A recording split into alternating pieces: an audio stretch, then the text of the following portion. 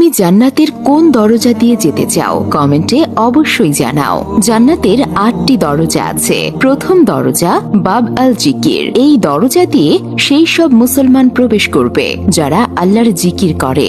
দ্বিতীয় দরজা বাব আল ইমান। এই দরজা দিয়ে সেই সব মুসলমান প্রবেশ করবে যাদের আল্লাহর উপর প্রকৃত ইমান আছে। তৃতীয় দরজা বাব আল কাজিমিন। এই দরজা দিয়ে সেই সব মুসলমান প্রবেশ করবে যারা রাগকে নিয়ন্ত্রণ করতে পারে এবং অন্যদের ক্ষমা করে। চতুর্থ দরজা আল হজ। এই দরজা দিয়ে সেই সব মুসলমান প্রবেশ করবে যারা আল্লাহর সন্তুষ্টির জন্য হজ করেছে। পঞ্চম দরজা আল রায়ান। এই দরজা দিয়ে সেই সব মুসলমান প্রবেশ করবে যারা আল্লাহর জন্য রোজা রাখে।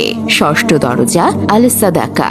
এই দরজা দিয়ে সেই সব মুসলমান প্রবেশ করবে যারা আল্লাহ তাআলার সন্তুষ্টির জন্য দান খয়রাত করে। সপ্তম দরজা আল জিহাদ। এই দরজা দিয়ে সেই সব মুসলমান প্রবেশ করবে যারা আল্লাহর রাস্তায় জিহাদ করে। অষ্টম দরজা আল সালাত। এই দরজা দিয়ে সেই সব মুসলমান প্রবেশ করবে যারা নামাজের ব্যাপারে নিয়মিত ছিল।